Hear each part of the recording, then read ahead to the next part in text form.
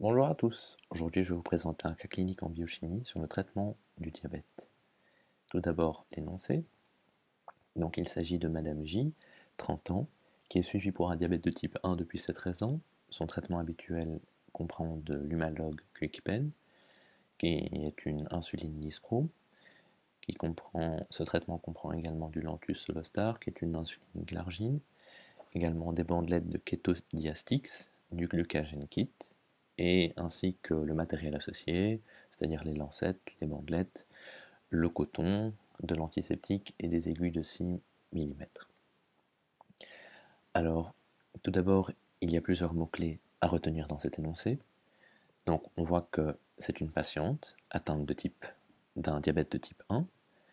Alors, on voit qu'elle prend de l'insuline Lispro, qui est une insuline à action ultra rapide. On voit qu'elle prend également de l'insuline glargine, qui est une insuline lente. On voit qu'elle prend également des bandelettes pour contrôler la présence de glucose ou de corps cétonique au niveau des urines. On voit qu'elle prend également du glucagon, ainsi que le matériel associé. Donc par rapport aux questions, il y en a 7. Tout d'abord, quel est l'objectif thérapeutique de l'ordonnance? Quelles sont les classes thérapeutiques et pharmacologiques des médicaments utilisés? Quelles sont les modalités d'administration du traitement? Quel est le risque majeur de ce traitement? En quoi consiste l'autosurveillance? Quelles sont les modalités de suivi? Quelles sont les mesures hygiéno-diététiques associées? Donc maintenant, nous allons nous intéresser à la correction. Par rapport à la question 1, tout d'abord, quel est l'objectif thérapeutique de cette ordonnance? Donc ici, il faut savoir que normalement, le pancréas humain est composé des îlots de Langerhans, qui eux-mêmes sont composés des cellules bêta. Donc ces cellules bêta vont permettre la sécrétion d'insuline, qui sera alors libérée dans la circulation sanguine, qui va permettre alors la captation du glucose par les fibres musculaires. En cas de diabète, il y a une suppression de la production d'insuline par les cellules bêta des îlots de Langerhans. C'est pour ça que le traitement va s'intéresser à mettre en place une hormonothérapie substitutive en administrant de l'insuline à l'aide d'une insulinothérapie.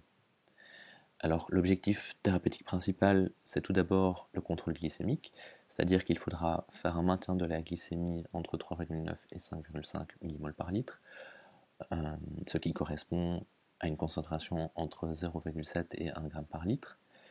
Alors dans l'ordonnance, il y avait plusieurs médicaments. Tout d'abord, il y avait l'insuline Lispro et l'insuline glargine, qui sont toutes les deux des insulines. Donc, comme annoncé, les insulines vont permettre d'augmenter la captation musculaire du glucose sanguin afin de diminuer le glucose sanguin. Donc cela va nous permettre d'éviter les hyperglycémies. Il y a également du glucagon associé, donc celui-ci va permettre de lutter contre les crises d'hypoglycémie. Alors il faut savoir qu'en général, on va donner, par rapport à la dose d'insuline totale, elle est en général de 1 unité internationale par kilo.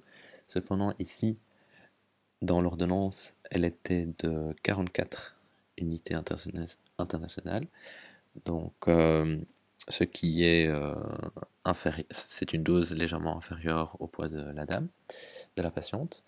Donc le diabétologue va modifier cette quantité en fonction de plusieurs facteurs tels que le poids, l'âge, l'ancienneté du diabète ou d'autres facteurs.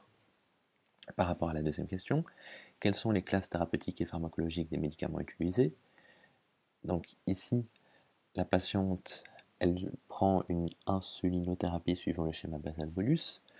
Donc, c'est-à-dire que il y aura l'insuline lente qui va permettre de remplacer la sécrétion basale d'insuline.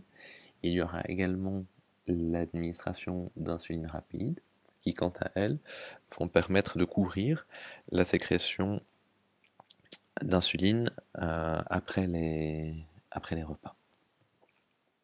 Donc ici, la sécrétion basale elle est assurée par l'insuline glargine, dont le nom commercial est le Lantus. La classe thérapeutique, il s'agit d'un médicament du diabète. Classe pharmacologique, c'est un analogue insulinique à longue durée d'action.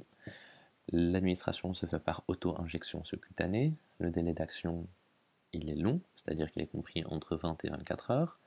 Alors l'administration se fera au coucher, car il y a un risque moindre d'hypoglycémie nocturne. Alors, il y a également la deuxième administration, donc c'est la sécrétion bolus en postprandial d'insuline qui sera assurée par l'insuline Lispro, dont le nom commercial c'est Lumalog. Donc il s'agit également d'un médicament du diabète. Ici, il s'agit d'un analogue insulinique à longue durée d'action ultra rapide. Pardon. Donc l'injection se fera en sous-cutané. Le délai d'action est très rapide, il est de 15 minutes. Alors il y aura un pic de concentration maximale après 1 heure, et la durée d'action est comprise entre 2 et 5 heures. L'administration se fera quant à elle avant chaque repas, et non avant de dormir, comme la première insuline, mais donc cependant, elle ne couvre pas les périodes interprandiales. Donc, et c'est pour ça qu'il faudra adapter la dose totale d'insuline selon l'autosurveillance glycémique capillaire, réalisée avant chaque injection, l'activité physique prévue, l'alimentation, ainsi que l'état de santé de la patiente. Donc, une remarque importante, c'est qu'il existe également des insulines ultra rapides. Donc, ce sont des solutions d'analogue d'insuline qui résultent d'une modification sur la chaîne d'acides aminés composant l'insuline permettant de réduire l'auto-association de l'insuline. Il en existe plusieurs types. Donc, ici, c'est juste une image récapitulative de l'insuline humaine normale. Donc, on voit qu'elle est composée de 2 chaînes. Une chaîne A composée de 21 acides aminés, ainsi qu'une chaîne B composée de 30 acides aminés. Alors, parmi les insulines à action ultra rapide, on a par exemple l'insuline Lispro. Donc, ici, on voit également les 2 chaînes. On voit que la proline en position B28 est remplacée par une lysine, et on voit que la lysine est remplacée par la proline en position B29. Donc il y a une petite interversion de ces 2 acides aminés. Il y a également l'insuline aspartate, dans laquelle on a remplacé la proline en B28 par un résidu aspartate. Il y a également l'insuline glycine, dans laquelle on a remplacé l'asparagine en position B3 par une lysine, ainsi que l'acide glutamique ainsi que la lysine en position B29 par un acide glutamique. Donc, parmi les insulines synthétiques, il y a également les insulines lentes, qui sont des solutions d'analogue d'insuline. Donc, on a par exemple l'insuline d'étémir, dans laquelle on a supprimé la thréonine en B30. On a également réalisé une acétylation de la lysine en B29. Donc ces 2 opérations vont permettre d'améliorer la stabilité de l'insuline et augmenter sa durée d'action. On a également l'insuline glargine, dans laquelle on a remplacé l'asparagine en position A21 par une glycine. On a également rajouté 2 résidus asparagine 2 résidus arginine sur la chaîne B, qui vont également permettre d'augmenter la stabilité de l'insuline. Quelles sont les modalités d'administration du traitement? Donc, la technique d'administration ici doit être très rigoureuse, car il y a parfois des variabilités au niveau de l'absorption de l'insuline. Il y a également un point au niveau thérapeutique, donc il faudra s'assurer de l'éducation du patient. Donc ici, il y a des stylos pré-remplis jetables pour l'administration par voie sous-cutanée. Les modalités d'administration, donc pour les insulines rapides, elles devront être administrées au niveau de la région abdominale ou deltoïde. Pour les insulines lentes, elle se fera au niveau des cuisses ou des fesses. Et un point très important, c'est qu'il faudra faire une rotation de ces différentes injections pour éviter les lipohypertrophies. Donc les lipohypertrophies, ce sont des petites accumulations de dépôts de graisse au niveau sous-cutané. Donc ça peut avoir un aspect inesthétique chez la patiente. Par rapport à l'application d'emploi, donc la conservation devra se faire au réfrigérateur jusqu'au moment de l'ouverture. Après ouverture, elle se conserve 1 mois à température ambiante. Il faudra faire attention de bien réchauffer les solutions avant administration et de bien les agiter. Donc il faudra augmenter la température afin d'améliorer l'absorption de l'insuline et également ne pas masser au point d'injection. À quel risque majeur expose ce traitement? Donc ici on va parler des effets indésirables majeurs. Donc, l'effet indésirable majeur, c'est le coma hypoglycémique. Donc, il survient en cas de déséquilibre entre l'alimentation, les exercices physiques et le traitement. Donc, il résulte en fait d'un surdosage en insuline. Car, comme on l'a dit, l'insuline est une hormone avec une action hypoglycémiante. Donc, si on a un surdosage, on risque d'avoir des comas hypoglycémiques. Cependant, il y a également d'autres effets indésirables, mais qui sont quant à eux plus mineurs, liés aux effets de l'insuline. Donc c'est par exemple la prise de poids liée à l'effet orexigène. On a également des réactions d'hypersensibilité, des lipodystrophies. Donc c'est pour ça, comme dit plus tôt, que l'on doit varier les sites d'injection. On aura également des risques d'hypokaliémie, donc car l'insuline provoque des absorptions du glucose au niveau cellulaire, mais cette absorption est également suivie par une absorption du potassium au niveau cellulaire, ce qui peut provoquer des hypokaliémies, donc des diminutions du potassium au niveau sanguin. On peut également avoir des réactions allergiques au niveau des sites d'injection, des inflammations locales générales ou des troubles visuels en début de traitement, suite aux hypoglycémies notamment.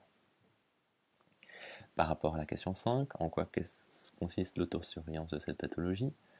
Donc, elle est de trois types. Il y a tout d'abord l'autosurveillance glycémique. Donc, ici, on va faire une mesure de la glycémie capillaire au niveau de la pulpe du doigt.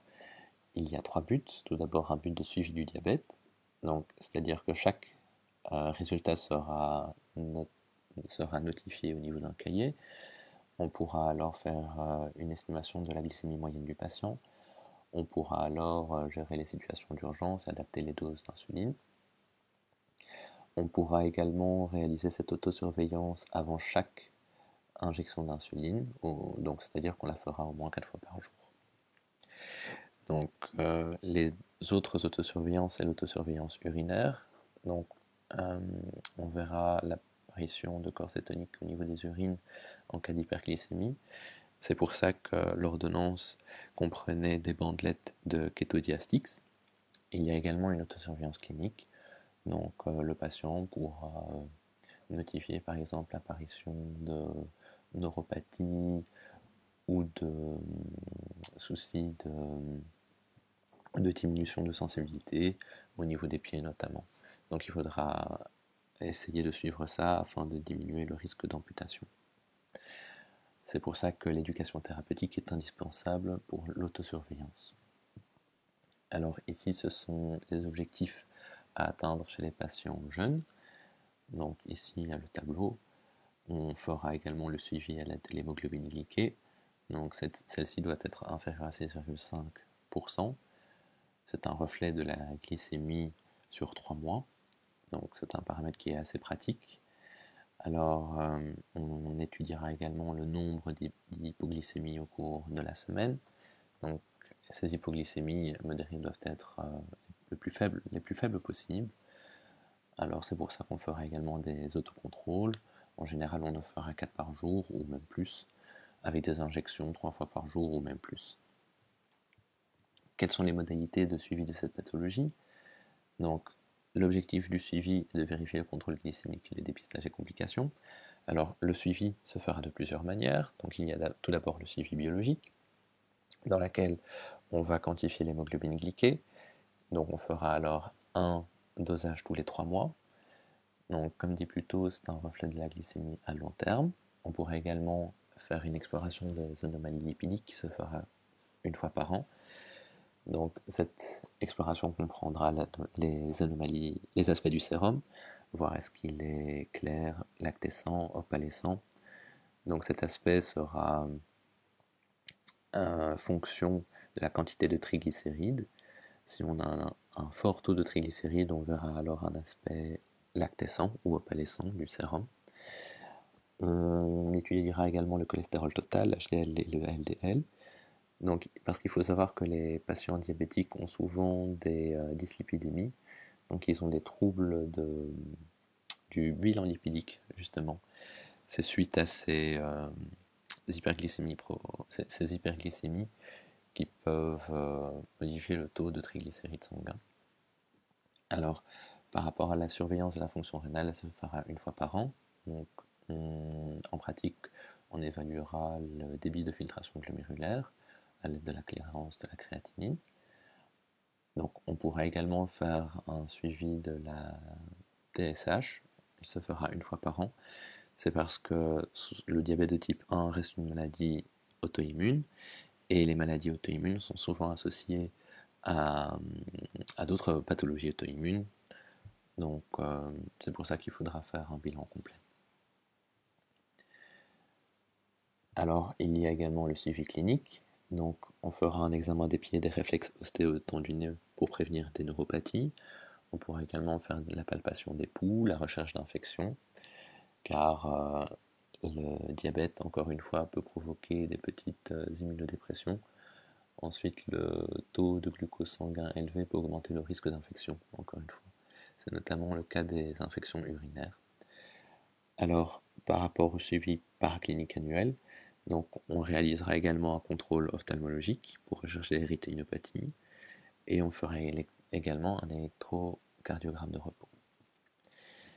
Donc, comme dit plus tôt, on a parlé de l'hémoglobine glyquée, donc le phénomène d'apparition de ce marqueur. Donc, c'est parce que dans la circulation sanguine, lorsque l'on a des hyperglycémies, elles peuvent se fixer de manière irréversible à l'hémoglobine. Donc ici, l'hémoglobine glyquée, c'est la proportion d'hémoglobine sur laquelle une molécule de glucose est liée. Donc c'est parce que le glucose va alors former des bases de chiffres, ainsi que il y aura alors des produits d'Amadori. Donc ce sont des réactions non enzymatiques. Donc c'est pour ça que plus le taux de glucose sanguin est élevé, plus on aura l'apparition de cette hémoglobine glyquée. Alors, c'est le reflet de la glycémie sur une période de 3 mois qui correspond à la durée de vie des globules rouges.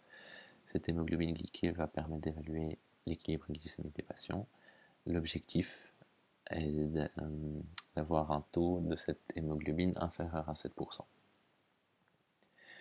Enfin, la dernière question, quelles sont les mesures hygiéno-diététiques associées au traitement? Donc, il faudra tout d'abord associer un régime qui est normocalorique et équilibré, c'est-à-dire qu'il va comprendre 3 repas par jour ainsi que 2 collations à heure fixe. Donc la totalité des repas devront comprendre 50% de glucides, 30% de lipides et 20% de protéines. Tout ça, ce sera à voir avec le nutritionniste. Il faudra également faire un arrêt du tabac, de l'alcool, qui pourront augmenter le risque cardiovasculaire, diminuer les sucres rapides à index glycémique élevé. Il ne faudra pas faire de saut de repas, justement pour éviter ces hypoglycémies qui peuvent être fatales, et privilégier les aliments à index glycémique faible, donc c'est-à-dire privilégier les féculents, les acides gras polyinsaturés, et diminuer les acides gras saturés en privilégiant les huiles végétales crues, augmenter le nombre de fibres alimentaires qui vont permettre justement de stabiliser légèrement cette glycémie. On pourra également conseiller des exercices physiques assez doux comme de la marche par exemple. Donc tout ça va permettre d'augmenter le nombre de fibres musculaires qui vont permettre d'améliorer la captation du glucose au niveau des cellules sanguines, au niveau des cellules musculaires. Donc on pourra également associer des soins plus des soins plus une hygiène des pieds irréprochable. Donc il faudra déconseiller aux patients l'automédication. Il pourra également avoir sur lui une carte diabétique et conseiller également la vaccination grippale annuelle, antigrippale annuelle. Donc, une dernière remarque à faire, c'est qu'il s'agit d'une pathologie chronique dont le patient souffrira à vie. C'est pour ça qu'il faudra avoir une éducation thérapeutique irréprochable pour accompagner le patient.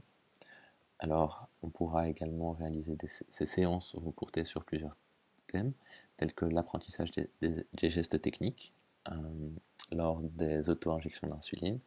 Donc, lorsque le patient va s'injecter l'insuline avec les stylos, bien rappeler au patient de tenir le stylo de position perpendiculaire par rapport à la peau.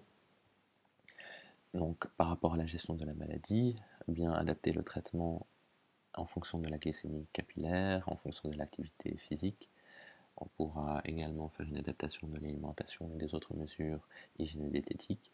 Il faudra également gérer les situations à risque telles que les départs en vacances ou les oublis de dose. Donc merci beaucoup pour votre attention. Si jamais vous avez des questions, vous pouvez les poster en commentaire ou même par mail via l'adresse présente sur la chaîne YouTube. Merci beaucoup.